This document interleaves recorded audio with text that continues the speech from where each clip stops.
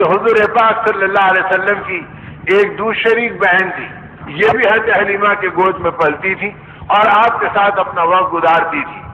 اب اس کے بعد مدت ہوئی، آقا کی نبوت کا اظہار ہوا اور ظہور نبوت کے بعد آپ کی ہجرت ہوئی اور 13 سال مکے کی زندگی کے بعد آپ مدینے کو چلے گئے۔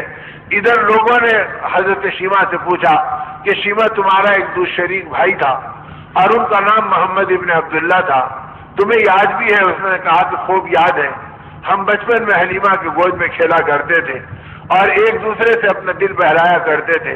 فرمایا تمہیں پتا ہے کہ اب وہ مدینے میں ہیں اور انہوں نے نبوت کا دعویٰ کیا ہے اور لوگ ان کے قریب آتے ہیں، ان کی باتوں کو سنتے ہیں، اور اب تو ان کی بات دنیا میں اتنی پھیل رہی ہے کہ بڑے بڑے وقت کے سرداروں کے نمائندے ان کے پاس آتے ہیں، علاقوں کے بادشاہ ان سے ملنے کے لیے آتے ہیں، بڑے بڑے قاصد اور سفیر ان کے قدموں میں بیٹھتے ہیں۔ تجھے بھی کبھی اندازہ ہوا کہ تو اپنے بھائی کو سے ملاقات کرے اور دیکھے کہ وہ تجھے پہچانتا بھی ہے یا نہیں پہچانتا ہے؟ شیمہ کہتی ہے میرے دل میں گدگداہٹ پیدا ہوئی اور میرا جی چاہا کہ چلو اپنے بھائی سے ایک ملاقات تو کروں، جن کے اتنے چرچے سن رہی ہوں، تذکرے میرے کانوں میں پڑ رہے ہیں۔ جب میں نے جانے کا ارادہ کیا تو ایک ٹولی عورتوں کی تیار ہوئی میرے سہیلیوں کی، انہوں نے کہا کہ شیمہ اگر تم جا رہی ہو تو ہم بھی تمہارے ساتھ مدینے کو چلیں گے اور وہاں کے ماحول کو دیکھیں گے اور تمہارے سفر کے ساتھی بنیں گے۔ کہتی ہے کہ میں اپنے سہیلیوں کو لے کر مدینہ طیبہ اونٹوں کا قافلہ تیار کیا اور سفر کیا، اور جب مدینہ طیبہ کی سرحد پہ پہنچے تو صحابہ کرام کا وہ طبقہ جو گشت کر رہا تھا اور مدینے کے حدود کی حفاظت کر رہا تھا، انہوں نے دیکھا کہ کچھ اجنبی عورتیں ہیں اور ان کا لباس بھی مدینہ طیبہ کے لباس سے جداگانہ ہے اور وہ چلے آ رہے ہیں۔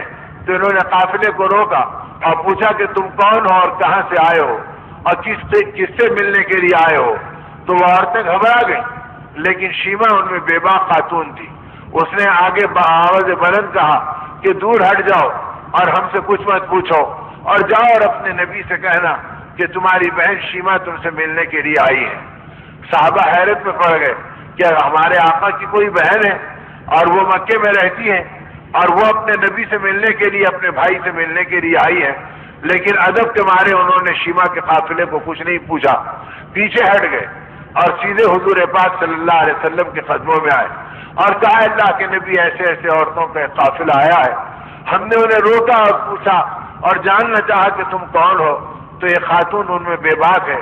اس نے بآواز بلند کہا کہ دور ہٹ جاؤ اور ہم سے کچھ مت پوچھو، اپنے نبی سے جا کے کہہ دو کہ تمہاری بہن شیمہ تم سے ملنے کے لیے آئی ہے، اگر وہ اجازت دے تو ہم آ رہے ہیں ورنہ ہم پلٹ جائیں گے۔ یہ سنتے ہی صحابہ کہتے ہیں کہ آقا بےتاب ہو گئے، چہرہ بے چین ہو گیا، آنکھوں میں آنسو محبت سے چمکنے لگے۔ فرمایا بے شک وہ میری بہن ہے، اسے پورے اکرام کے ساتھ لاؤ اور کوئی دل آزاری کا معاملہ مت ہونے دو اور جاؤ اور ان کو اہتمام سے لاؤ۔ اب وہ صحابہ کا قافلہ گیا اس عورتوں کی اس آنے والی جماعت کو اور لانے کے لیے۔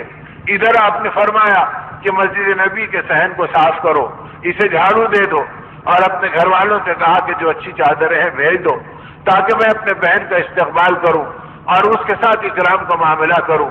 حضرت شیمہ کہتی ہیں جب ہم پہنچے تو مسجد نبی کے صحن کے قریب تو میں نے دیکھا کہ آقا سے محبت کرنے والوں کا ایسی محبت ہے کہ دنیا میں کبھی ایسی محبت کو سوچا بھی نہیں جا سکتا اور دیکھا بھی نہیں جا سکتا۔ آقا ایک طرف دیکھتے ہیں تو صحابہ آپ کے چہرے انور کو دیکھتے ہیں، جب آقا ان کی طرف پلٹتے ہیں تو ادب سے نگاہیں گر جاتی ہیں اور آنکھیں جھک جاتی ہیں، وہ اپنے نبی سے آنکھ میں آنکھ ملانے کو تیار نہیں ہے۔ ایسی ادب کا نمونہ صحابہ کرام نے دیا ہے کہ حضور اکرم صلی اللہ علیہ وسلم کی دنیا سے پردہ فرمانے کے بعد جب صحابہ سے لوگ پوچھتے کہ آقا کا حلیہ مبارک بیان کرو تو ایک بڑا طبقہ تھا جن کی چیخیں نکل جاتی تھی اور رو کے ان کا بدن کانپ جاتا تھا اور کہتے تھے کہ اپنے نبی کی عظمت میں کبھی جی بھر کے دیکھنے کا موقع نہیں ملا تو ہم کہاں سے آقا کا حلیہ بیان کر سکیں۔ یہ تو ابوبکر عمر کا مقام تھا جو آقا کے قریب بیٹھتے تھے اور آقا کے چہرے انور کے فیض سے گویا براست استفادہ کرتے تھے، ورنہ ہمارے میں مجال بھی نہیں تھی۔ جب آقا کسی اور طرف دیکھتے تو ہم دبی آنکھوں سے آپ کو دیکھ لیتے، جب آقا ہماری طرف متوجہ ہوتے تو ادب سے ہماری نگاہیں جھک جایا کرتی تھی۔ اب یہ منظر شیما دیکھ رہی ہے کہ محبت کے ایسے مناظر ہوتے ہیں، اور میرے بھائی کا اتنا اونچا مقام ہے کہ بڑے بڑے سفیر و قاصد بیٹھے ہیں اور علاقوں کے سردار بیٹھے ہیں، اور ادب کے مارے ان کے بدن میں حرکت بھی نہیں ہو رہی ہے۔ اگر آپ کچھ پوچھتے تو جواب دیتے ہیں، پھر اپنی جگہ خاموش ہوتے ہیں۔ تو فرمایا میرے بھائی کا روب مجھ پہ پڑنے لگا، اور دبدبے سے میری طبیعت میں ایک قسم کی ہیبت ہونے لگی۔ آپ نے جو مجھے آتے ہوئے دیکھا تو کھڑے ہو گئے اپنی جگہ پہ، اور فرمایا میری بہن شیما آ جا میرے قریب آ جا، عرصے سے میں تجھے یاد کرتا ہوں، لیکن مجھے پتا نہیں کہ تو کہاں پر تھی، اللہ نے تجھے بھیج دیا، آپ نے بھائی کی آنکھوں کو ٹھنڈا کر دے۔ میں گھبراتے ہوئے آگے بڑھنے لگی۔ فرمایا کہ شیما اپنی سہیلیوں کو اس چادروں پر بٹھا دے اور تو میرے پڑوس میں آ جا۔ میں ڈرتے ڈرتے آپ کے قریب آئی، جب قریب پہنچی تو آپ کے جسم مبارک پہ چادر مبارک پڑی تھی۔ آپ نے تیزی سے اس چادر کو کھینچا اور پھیلا کے فرمایا شیما نیچے مت بیٹھنا، اس چادر پہ بیٹھ جانا۔ تو میری چیخ نکل گئی۔ میں نے کہا آقا آپ تو میرے بھائی ہیں، لیکن آپ کے تقدس اور آپ کی بزرگی کو دیکھ کر میرا دل ویسے ہی ہیبت سے لرزہ باندام ہے، اور مجھ میں کیسی جرأت کہ وہ چادر جو آپ کے جسم مبارک پہ پڑی ہو میں اس پہ کیسے اپنے قدم رکھوں۔ آپ نے فرمایا شیما تو میری بہن ہے، مدتوں کے بعد اللہ نے مجھے تجھ سے ملایا ہے، اپنے بھائی کے دل کو ٹھنڈا کر دے اور میری تمنا کو پوری کر دے۔ آجا میں اس پہ تجھے بیٹھا ہوا دیکھنا چاہتا ہوں۔ شیما کہتی ہے میں نے بھائی کے مطالبے کو پورا کیا، لیکن میرا بدن ان کی ہیبت سے کانپ رہا تھا اور میرا جسم لرز رہا تھا۔ آپ نے فرمایا شیما یاد کرو اس زمانے کو جبکہ حلیمہ کے گود میں تم اور ہم کھیلا کرتے تھے، تم دور تک جاتے تھے، میری محبت میں دوڑے ہوئے آتے تھے کہ میں سلامت ہوں یا مجھے کسی جانور نے پکڑ تو نہیں لیا، مجھ سے کھیلتے تھے اور دل بہلاتے تھے۔ شیما تمہیں یاد ہے ایک مرتبہ محبت میں تم نے میری کونی کے اوپر اور مونڈے کے نیچے میرے حصے کو تم نے اپنے دانتوں سے کترا تھا، آج تک وہ دانتوں کے نشان موجود ہیں۔ جب تم یاد آتے ہیں تو میں اس سے پیار کر کے تمہاری محبت کی تسکین کا سامان کرتا ہوں۔ شیما کہتی ہے میرا کلیجہ پگھلنے لگا اور میرا دل بے قرار ہو گیا کہ کیسا محبت والا بھائی ہے کہ ان مشاغل کے بیچ میں وہ میری محبتوں کو یاد کرتا ہے اور میرا اتنا خیال کرتا ہے۔ شیما کہتی ہے کہ آقا کے اخلاق کو دیکھ کر، ان کی محبتوں کے نظاروں کو دیکھ کر میرا دل اتنا پگھلا کہ میں نے کہا کہ آئی تو تھی میں اپنے بھائی سے ملنے کے لیے اور ابن عبداللہ کو دیکھنے کے لیے، لیکن دل بے قرار ہے باپ کو محمد رسول اللہ پکارنے کے لیے۔ آپ وہ ایمان کا کلمہ مجھے بھی پڑھا لیجئے اور اپنی غلامی میں مجھ کو بھی داخل کر لیجئے۔ حضور پاک صلی اللہ علیہ وسلم نے ایمان کی دولت سے سرفراز فرمایا اور ان کو ایمان کا کلمہ پڑھایا۔ آپ خوشی کے مارے آپ کی آنکھوں سے آنسو ٹپک گئے۔ آپ نے فرمایا مولا آپ کیسے کریم ہیں کہ آپ نے اپنے نبی کی محبت میں اس کی بہن کو کھچے کھچے پہنچا دیا اور اسے جہنم سے بچنے کے اسباب دے دیے اور اسے جنت کا حقدار بنا دیا۔ شیما کہتی ہیں کہ آقا کی اس محبت سے میرا دل پگھلنے لگا۔ آپ نے فرمایا میری بہن اگر تو رہنا چاہے تو میں مدینے میں تیرے لیے کوئی ٹھکانہ بنا دوں اور تیرے لیے کوئی گھر کا انتظام کر دوں، اور اگر جانا ضروری ہے تو بتلا دے میں تیرے لیے سفر کا انتظام کر دوں۔ شیما کہتی ہے میں ہچکیوں اور سسکیوں میں تھی۔ میں نے کہا کہ میرے بھائی ایسی محبتوں کے بعد میں آپ کے قدموں کو چھوڑ کے کہاں جا سکتی ہوں؟ آپ اللہ کے نبی ہیں اور میں آپ کی باندھی ہوں، لیکن آپ نے وہ کلمہ مجھ کو پڑھایا ہے کہ اب میرا جی چاہتا ہے کہ میں اپنے قبیلے والوں کو جہنم کی آگ سے بچاؤں اور میں مکے کی عورتوں کو حق کا پیغام سناؤں۔ اگر زندگی بچے گی تو پھر آپ کے قدموں میں آؤں گی، ورنہ آپ کے پیغام حق کو لے کر میں مکے کو جانے کے لیے بے چین ہوں۔ آقا نے فرمایا ٹھیک ہے۔ صحابہ سے فرمایا اچھے اونٹوں میں سے ایک اونٹ کا انتخاب کرو۔ پھر آپ ہی نے اس انتخاب کو اپنی نگاہوں سے کیا، اس اونٹنی کو لایا، اپنے ہاتھوں سے اس کا کجاوا کسا اور اس کے رکاب ڈالے اور فرمایا کہ شیما اس کے اوپر بیٹھ جا۔ جب شیما کو بیٹھنے میں تکلف ہوا تو فرمایا بہن اس میں تجھے تکلیف ہوگی، میں بیٹھ جاتا ہوں، تو میرے کاندھوں پہ پیر رکھ کر اس کے اوپر چڑھ جا۔ شیما کی چیخ نکل گئی. اس نے کہا آقا اتنی بڑی گستاخی میں کہاں سے کروں کہ آپ کے مبارک کاندھوں پر اور یہ گناہگار قدم کیسے پڑیں گے.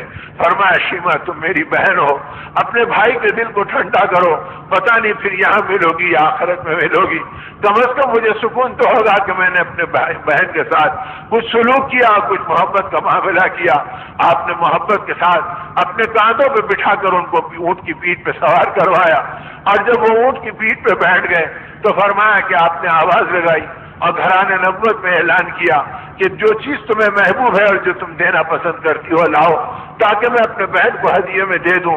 اتنے ہدایت دیے کہ اونٹنی کی پوری پیٹھ ہدایت سے لد گئی اور تحائف سے بھر گئی. اور پھر اس کے بعد آپ نے اونٹنی کی نکیل پکڑی اور مجھے اسلام کی باتیں سمجھانا شروع کی, اور جب اونٹنی کو لے کے چلنے لگے شیما کہتی ہیں پھر میری چیخ نکلی. میں نے کہا یا نبی اللہ آپ ٹھہر جائیے اور مجھے رخصت کر دیجیے, اور اگر آپ چلنے کا ارادہ کرتے ہیں تو میں اتر جاتی ہوں اور آپ بیٹھ جائیے. فرمایا میری بہن بیٹھے رہی ہو, اپنے نبی کو جی بھر کر اپنی بھائی کو دیکھ لینے دو اور اپنی آنکھوں کو ٹھنڈا کرنے کا موقع دو.